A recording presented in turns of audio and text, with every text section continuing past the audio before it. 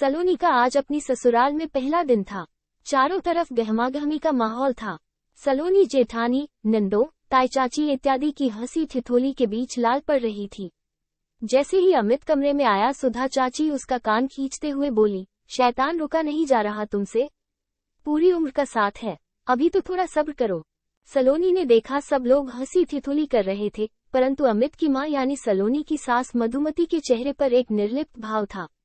महंगे कपड़े और गहनों से लदी फदी होने के बावजूद वो बेहद उजड़ी हुई लग रही थी।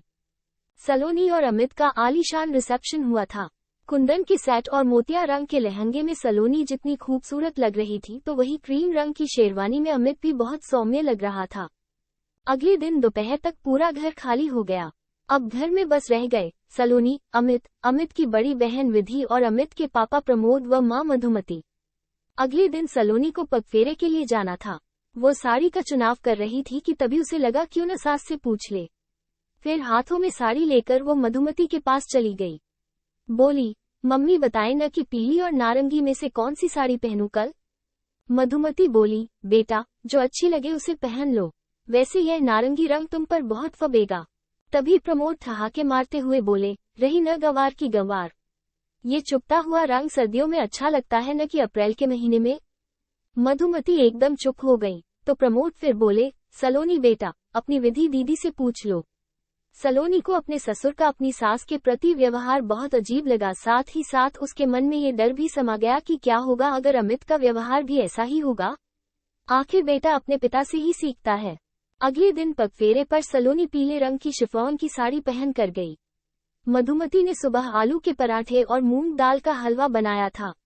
विधि बोली, मम्मी आप तो हम सबको मोटा करके ही मानोगी। अमित भी कटाक्ष करते हुए बोला, मम्मी कितनी बार कहा है कि कुछ डाइट फूड बनाना भी सीख लो। प्रमोद बोले, कहाँ से सीखेगी तुम्हारी मम्मी, इसे तो खुद अपनी कमर को कमरा बनाने से फुर्सत नहीं है। तभी सलोनी बोल उठी, भाई मुझे तो ऐसा लजीज नाश्ता पहली बार मिला है। सलोनी की बात सुनकर मधुमती का चेहरा खिल उठा। पगफेरे के बाद सलोनी और अमित 15 दिनों के लिए हनीमून पर चले गए। हनीमून पर भी सलोनी ने अनुभव किया कि अमित के घर से या तो उसकी दीदी या फिर पापा ही फोन करते। जब अमित और सलोनी गोवा से वापस आए तो विधि अपनी ससुराल जा चुकी थी। सलोनी शाम को अपने लाए उपहार मधुमती और प्रमोद को दिखाने लगी। सलोनी प्रमोद के लिए टी शर्ट और मधुमती के लिए धूप का चश्मा लाई थी। मधुमती का उपहार देखकर प्रमोद बोले, सलोनी बेटा ये क्या ले आई हो तुम अपनी मम्मी के लिए।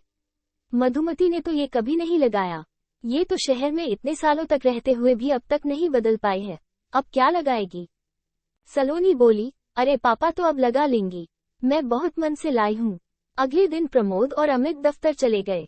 सलोनी की अभी 7 दिन की छुट्टियां बची थी। उसने झिझकते हुए रसोई में कदम रखे तो देखा मधुमती बेसन के लड्डू बनाने में व्यस्त थी।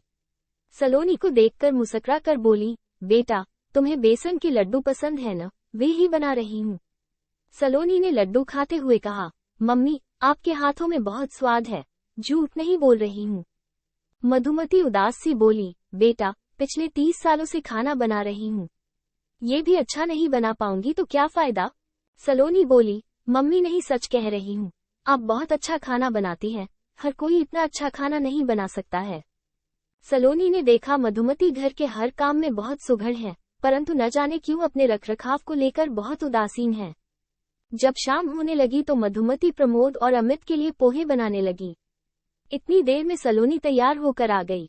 मधुमती को देखकर बोली, मम्मी चाय मैं बना दूंगी, आप तैयार हो जाएं। मधुमती बोली, वो क्यों भला। सलोनी एक नया सूट देते हुए बोली, पापा आपको फ्रेश देखेंगे तो खिल उठेंगे। जब प्रमोद और अमित वापस आए तो चाय की गर्म चुस्कियों के साथ अमित सलोनी को अपने दफ्तर के नए प्रोजेक्ट के बारे में बता रहा था। प्रमोद ने मधुमती पर एक सरसरी निगाह डाली और व्यंग्य करते हुए बोले, काश मधुमती मैं भी तुमसे दफ्तर के तनाव को डिस्कस कर सकता, केवल पोहा ही तनाव को कम नहीं कर सकता है।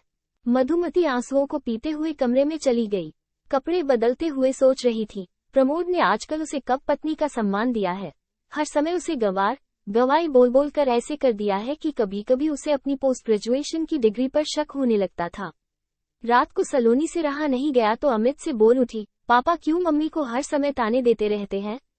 अमित बोला, अरे पापा इतने स्मार्ट हैं और मम्मी एकदम गंवई, इसलिए पापा ऐसे बोलते हैं। फिर सलोनी को बाहों में लेते हुए बोला कि हर कोई मेरी तरह लकी नहीं होता है कि उसे सुंदर और स्मार्ट पत्नी मिले। अगले दिन जब मधुमती और सलोनी अकेली थीं तो सलोनी मधुमती से बोली, मम्मी, अगर आप बुरा न माने तो एक बात कहूँ, आप पापा की हर बात क्यों सुनती हैं?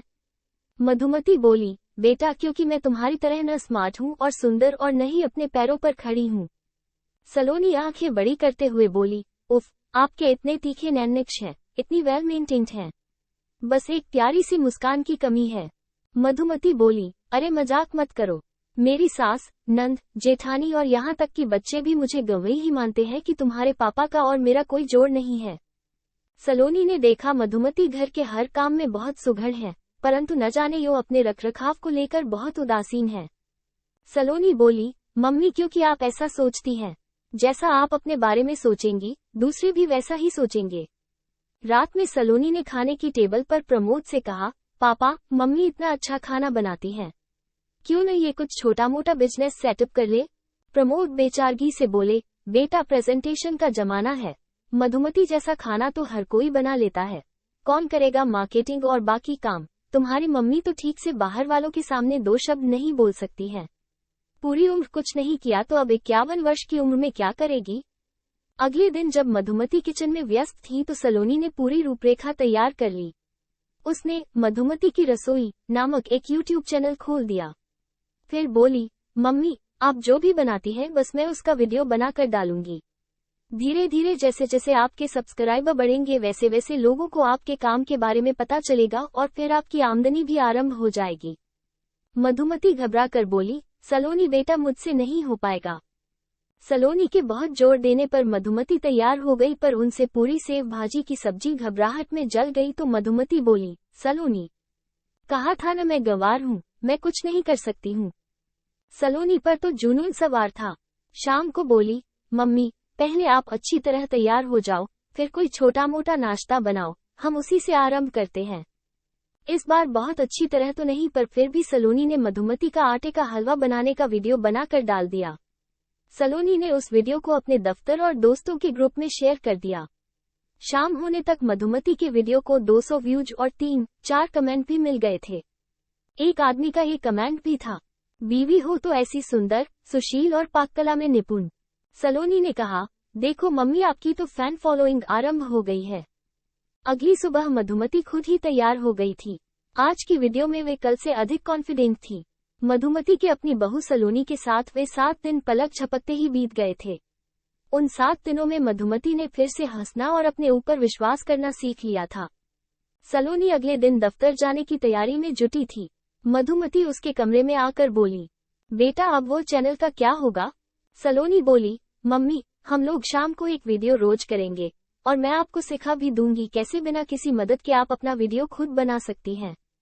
सलोनी के प्यार और सम्मान के कारण मधुमती अब फिर से अपने करीब आ गई थी। हर समय एक मुस्कान उनके होठों पर थिरकती रहती थी।